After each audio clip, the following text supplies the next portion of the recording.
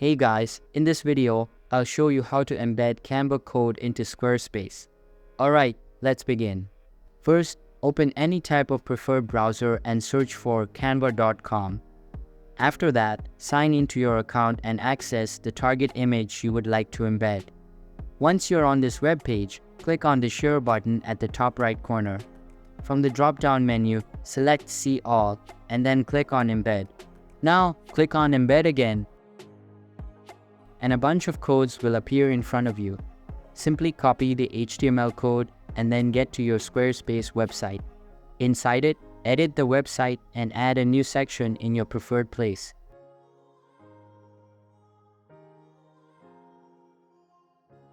Select Blank Section from the pop-up window and a blank section will be added to your website.